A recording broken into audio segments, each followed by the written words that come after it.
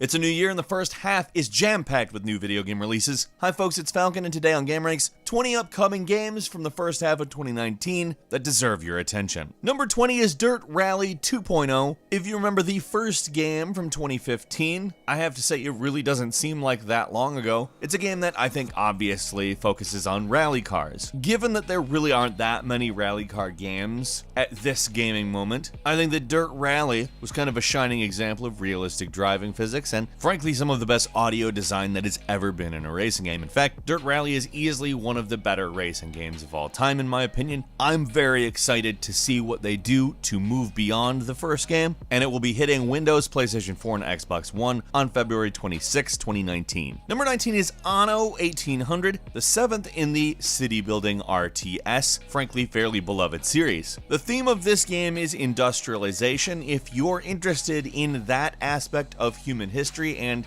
frankly I am, to go back to the 19th century and hit the Industrial Revolution from the perspective of a city builder slash RTS is really interesting because not only is it set in the time when dirty factories became the main thing, there's also a tourism aspect of this game, and I really can't wait to see how those things intertwine, considering like pollution and civil unrest are not tourist attractions. Anno 1800 is hitting Microsoft Windows on February 26th, 2019. Number 18 is ToeJam and Earl back in the groove. Let's just go ahead and say this, ToeJam and Earl, classic game. A game I never would have thought would ever have a sequel. It just doesn't make sense that this would be a thing, but not from the perspective that the original was bad or anything. It's actually a great, weird, fun game. I just thought it was lost to history, basically. It doesn't modify the formula a lot. It obviously isn't 2D anymore, it's a 3D game, but it plays out very similarly to the original from what we've seen, despite the fact that it's now smooth and good looking. It's still got that awesome funk soundtrack. I don't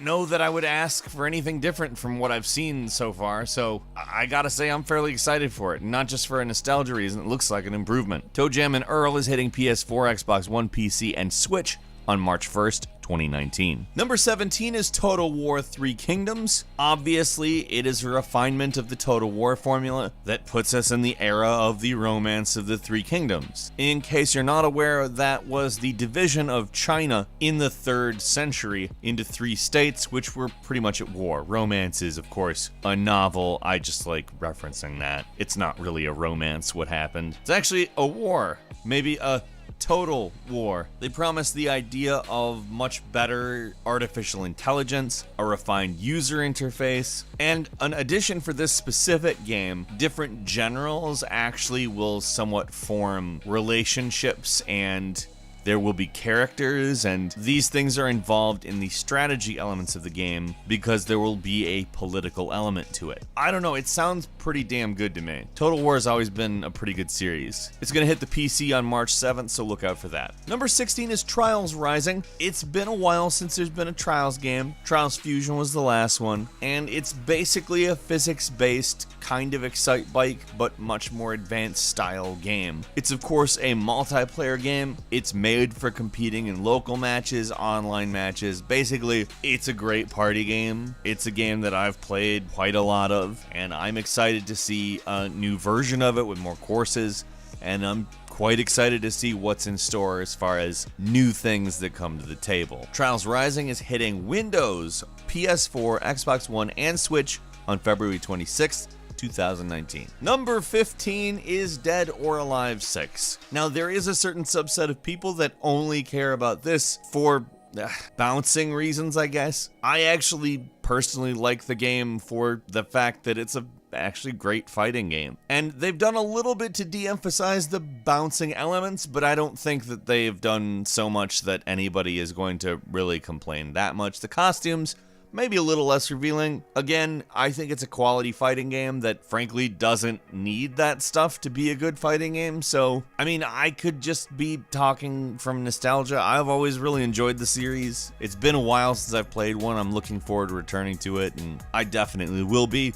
on the PlayStation 4, Xbox One, or the PC on February 15th. Number 14 is Team Sonic Racing, which is, honestly, every Sonic racing game seems weird because Sonic runs super fast and doesn't need a car. But maybe he gets tired sometimes and still wants to race, I don't know. It doesn't really matter, like I just like saying that. Team Sonic Racing is built around a team racing mechanic with co-op things like slingshot boosts, and it just seems like a decent idea. Sonic All-Star Racing was actually a great game. I enjoy it. Is it perfect? No, but there's been a drought of kart racers that aren't Mario Kart, and this looks like a pretty competent entry to that idea. I'm excited to try playing it. Frankly, the Sonic racing games are always surprisingly good. That's hitting PS4, Xbox One, Switch, and PC on May 21st. Number 13 is Tropico 6, the management and construction series, where you essentially build a sort of absurd city country thing on a Caribbean island nation called Tropico. You go through several eras, which obviously have different types of economic development. For instance, you can build other islands and link them with bridges once you hit the World War era, and you have to worry about keeping your citizens happy, avoiding revolt. You can frankly be quite weird in these games. You can make your own El Presidente, you customize their palace. It can get a bit silly, and frankly I think that it's good. There aren't enough of these types of games that allow themselves to embrace a less serious approach, at least without sacrificing the gameplay, which Tropico never does. Tropico 6 hits PS4, Xbox One, and PC on January 25th. Number 12 is Jump Force, the Shonen Jump, really absurd looking fighting game that has Dragon Ball Z, Death Note, Naruto, etc, etc. Frankly, this is a game I've been interested in since they announced it. It just seems like a big project that goes beyond what a normal fighting game would. It's very realistic looking except for the characters, which are just clear anime. And the fact that they've got Yagami Light Yagami, one of the two, depending on what country you're from, in this game, the hype is real. Jump Force hits PS4, Xbox One, and PC on February 15th. Number 11 is Left Alive, which is a Square Enix game featuring art by the Metal Gear Solid art person, so I'm interested just automatically. But it takes place in the Front Mission universe, which is kind of just a different thing altogether. You could say that it's serial drama, you could say that it's mech stuff, you could say that it's commentary on what if there was multiple EUs and they were all hell-bent on destroying each other. They've been making Front Mission games since 1995 on the SNES. The most recent was in 2010, and if I had to guess, I'd say this is probably going to be at least kind of a reboot, just that they're switching to a totally different art style says something to me, or it may just be the concept art. I don't know. I'm interested. These are good games. They're interesting games. They've spanned several different genres, and I look forward to knowing more about Left Alive when it comes out on PS4 and PC. Number 10 is The Division 2, which Ubisoft is giving it another go. I say that because, frankly, The Division kind of squandered what it was. It's very much a pretty standard open world shooting game in the vein of a lot of other Ubisoft stuff, when it could have been much more in-depth. Now, does that mean The Division 2 is going to be some sort of fundamental change? Is it going to live up to what was originally promised in that original announcement video with the actors pretending to be friends playing the game together? I don't know. But if it's at least closer to that, if it feels more like a connected world, if it's more detailed, if it looks better, if it feels better, if it plays better, I'm willing to give it another shot. The Division 2 is hitting PS4, Xbox One, and PC on March 15th. Number 9 is Far Cry 5 New Dawn, the very first chronological sequel in the Far Cry series. Probably one of the better ideas as far as doing what they're doing with it. In a way, it's kind of Far Cry Fallout because it's after nukes have dropped in the US, and it does take on a pretty different look as far as the color palette from Far Cry 5, although it is a very clear successor to that, and I'm frankly just interested in how they decide to keep going with that story. It takes place 17 years after, and there's some pretty serious changes between those years, but the world set up as it was in Far Cry 5 is an interesting one to me. I look forward to when it hits PS4, Xbox One, and PC on February 15th. Number 8 is Anthem, the new game from BioWare, an online game that does actually look pretty interesting. It's got jetpacks, it's got exosuits, it's got a world that looks pretty post-Civilization to me, and it's been something that they've been working on since Mass Effect 3, which is kind of why Mass Effect Andromeda was meh. Does that mean Anthem is not going to be meh? Quite possibly. But we have been let down by BioWare before, so the real question is, which BioWare do we get when Anthem hits on PS4, Xbox One, and PC on February 22nd. Number 7 is Metro Exodus, a very interesting post-apocalyptic nuclear winter-oriented game in which there are mutants you have to deal with in both a linear and non-linear fashion. There are traditional levels, there are more open areas. The Metro game preceding Metro Exodus is great. Metro's a really enjoyable series of first-person shooters that, frankly, I would be pretty surprised if Metro Exodus would be bad given its lineage. Metro Exodus is hitting PS4, Xbox One, and PC on February 15th. Number 6, and it could actually be happening, I kind of think this is it, Crackdown 3 might actually grace the console or PC in your home relatively pretty soon, couple months. Crackdown 3 is a game that we have talked about for years. It is a game in which you can destroy the city if you want to,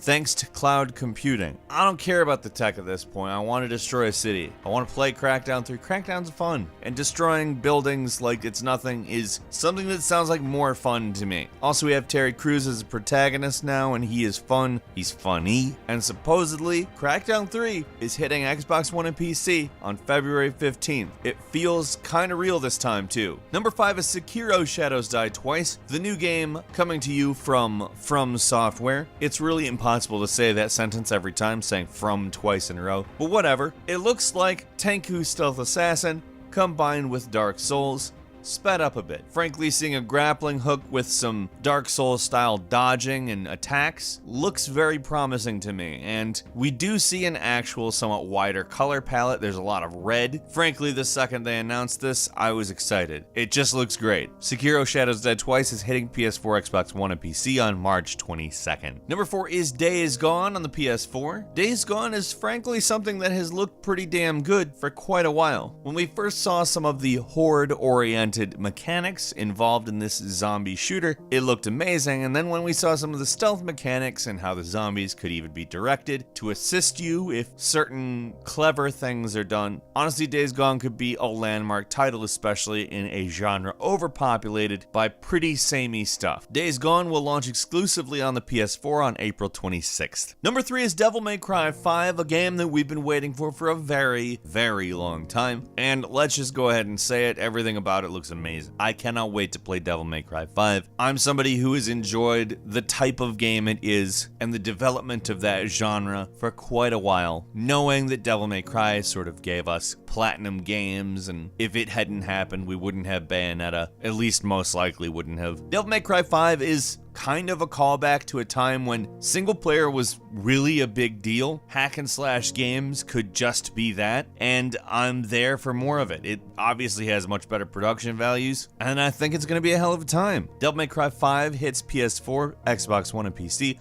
on March 8th. Number 2 is the Resident Evil 2 remake. Not remaster, remake, reimagining. It is a beautiful reimagining, in my opinion, of a classic game. It looks so much more like more modern Resident Evil games, however, it's Resident Evil 2. It's Resident Evil 2 being acted much better, the graphics much better, the gameplay probably much better. Frankly, to see Resident Evil 2 get this kind of treatment excites me a great deal, and I can see myself being scared all over again, not knowing what's going to happen, despite the fact that I know what's going to happen very soon. Resident Evil 2 will hit PS4, Xbox One, and PC on January 25th. And finally, number 1 is Kingdom Hearts 3, the long-anticipated finale to the Kingdom Hearts series, a series that is so complicated it is impossible to sum up. It's an action RPG though. It takes place in the Disney/Square Enix universe, which is obviously absurd but has worked out really well, honestly. Although these characters are inherently different from their counterparts in their various worlds on account, interacting with large cartoon characters takes some of the seriousness out of the Square characters, and interacting with the Square characters injects some seriousness into these big cartoon animals. And Honestly, it's great. It's weird. It's always been weird, but it's also always been fun. And I cannot wait to play Kingdom Hearts 3 when it hits PS4 and Xbox One on January 29th. What game are you looking forward to the absolute most in the first half of 2019? For me, honestly, it's probably Sekiro. I think that that's going to be an amazing game. But what do you think? Leave us a comment, let's have a discussion, and if you like this video, please click like. If you're not subscribed, now's a great time to do so. We upload brand new videos every day of the week, and the best way to see them first is to click the subscribe button, and do not forget to click the notification bell. As always, we thank you very much for watching this video. I'm Falcon. You can follow me on Twitter at Falcon the Hero, and we'll see you next time right here on Game Ranks.